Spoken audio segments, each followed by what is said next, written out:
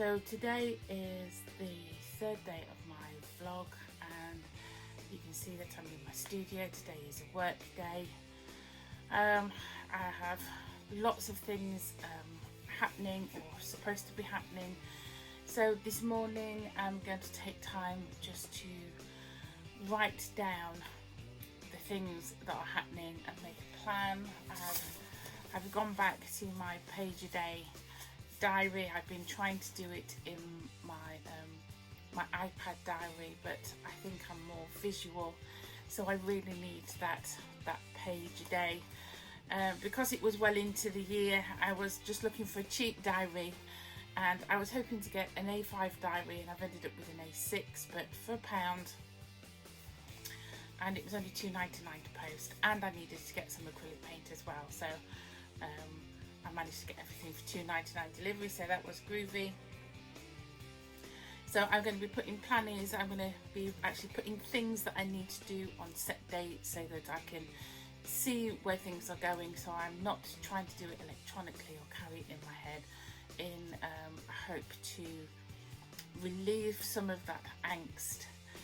I'm feeling quite breathless. I think it's because I'm in the studio, and it's those voices from the past that I'm not good enough, I can't do it, it's going to be too hard. I think, no, I don't mind hard work, I don't mind tackling new things, I don't mind failing. I think my fear is of succeeding and then keeping that level of success. I think I've not had time to really think that through, but that's where I'm assuming those voices are coming from. As a child, and school life was really difficult because of not knowing about the dyslexia. Well, I'm 50, how old am I? 54, I think I am. I might be 54 this year. So back in my day when I was at school, dyslexia wasn't understood, and Erlands hadn't even been thought about. Dyslexia had a tough stigma to it, that you were stupid if you had dyslexia, and they didn't have the resources or the know-how, I think, on how to help somebody who was struggling. So I was a silent sufferer at school, and I'm certainly my secondary school, I know that's where depression did start to raise its head, and many days were struggles. And there was one particular incident where I got 0 in a French test, and my French teacher was actually my headmaster, and I can remember him really tearing a strip off me and me slamming my pencil down and saying I can't even do English. So I had some understanding that I was struggling with English, so how do you expect me to do French? It wasn't until I got out of the class and I actually realised what I'd done that I had that after effect of shock. That memory is still very clear, and I do believe God has healed me of that, but the anxiety, those emotions, that built in, that memory map, I think is still so firmly ingrained in my brain. Because any action that we do, any habit, is caused by a redoing and a redoing. And just like walking, that is a habit that is so ingrained into our subconscious that we no longer think about it. We stand up, we walk. But as children, it takes practice and many times of falling down and standing up before your body remembers where it's supposed to be in alignment, and learning where its centre of gravity is. And then the synopsis becomes so strong, those connections in your mind become so strong that it becomes a habit. And I think those voices from my past of being called stupid, I was in remedial class, those sniggers as I was sent off in English to a different classroom, are so ingrained. And reinforced with my family. They used to pick fun at me, and I can remember laughing. We have a story of we were playing I Spy, and it was my go, and it was I Spy with My Little Eye, something beginning with R. And everybody was guessing, and it was like, no, it's at the bottom of the garden. And so they went wall, and it's like, no, it's out in the garden. And when everybody gave up and I said it was Wabbit. No, I said R-W. It should have been I Spy with My Little Eye. I can't even remember the story now. Beginning with W. Because I had problems with saying my R's. I still do now. You might hear it a little bit on the recording, that R's aren't particularly strong in my vocabulary. And that story was brought up many, many times. And my sister, bless her, used to read my textbooks and read them as I had written. I can remember laughing. It was so funny. And even when we went out to Africa for the very first time, when we went to the Congo, I was asked if I would do the diary.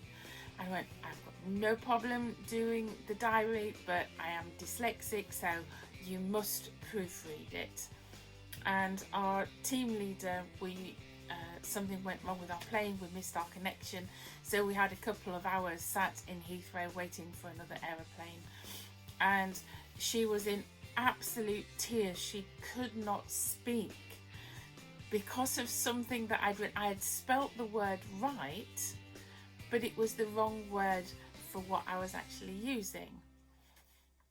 And I was talking about a doctor who had come to see us, and what I wanted to say was that she had a very gentle spirit. But what I actually wrote was she had a very genital spirit. She just, I'm laughing now because I can see the funny side of it. But when you're a child and all you want is somebody to kind of be nice to you and tell you that you're not stupid. I'd learnt by that time, I'd been to uni, I'd learnt that I'm not stupid, I am highly intelligent. I had so many people telling me that I should be doing a maths degree, and now I'm kind of wondering if that was God nudging me, saying that I should have done the maths degree and not gone down the route that I wanted to go down. But anyway, that's a totally another story. But those voices are so strong, of being picked on and humiliated for my English, for my grammar, for my spelling, that those voices are ingrained. And I just have this deep-seated belief that really through this season of depression, I just have to keep moving. I have to keep doing my business. I might have to take days where, what time is it now? It is 10 to 11, and I didn't crawl out of bed till 10 o'clock. And I need to give myself that time to rest, that stillness, to just breathe and not put myself constantly under pressure to perform and do. And you can see behind me here are some of my creations. This is a new line that I'm launching. This one isn't quite finished yet. But this is a daffodil bud vase, and I'm going to try doing some in yellow. So the creativity side, this is a little tea light holder that I'm doing. Ooh. So a little tea light holder that I'm doing, and this has got Dad printed on it. So for Father's Day. So ideas like that, I'm amazing, I'm brilliant. I know I am, I don't need anybody to tell me that. But when it comes to selling them, is a totally different story. So I've waffled on plenty. I hope I've given you some some tips there on sort of like how those memories get so lodged in our minds that even though we know that we know that we know, they still whisper. They can still pull us down. And there is an element of going through those memories and almost stamping on them that, yes, my spelling is crap. Yes, I really struggle with reading, and I struggle with comprehending when I'm reading. But that does not define me. That is a part of me. What defines me is that I am highly creative. I am intelligent. In fact, when it comes to patterns and shapes, I'm in the top 3% of the country. I perform so highly in that.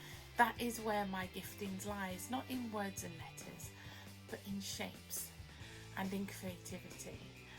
And you know, the saying goes, it takes all sorts to make licorice.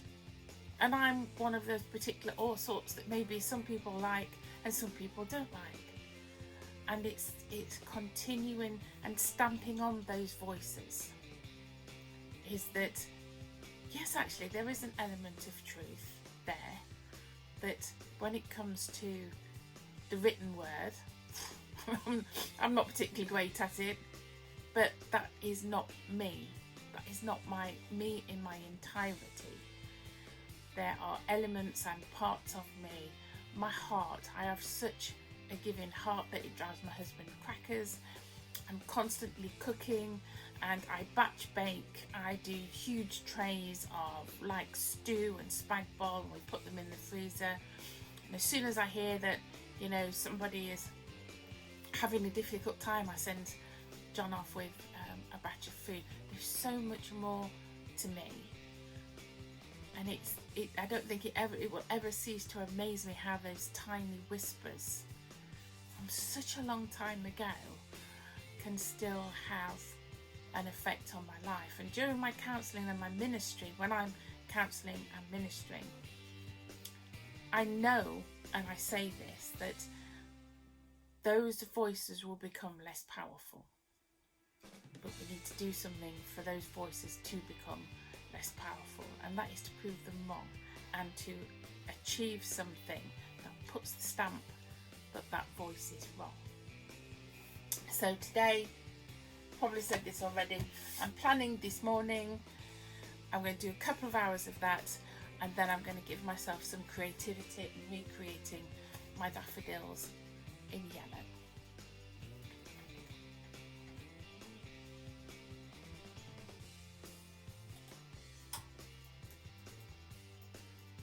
So, a day in the life of Bits and Beads Studio. Let's get on with some exciting stuff. There's nothing like the internet going down to make me happy, so I've got an excuse then to just do my creativity.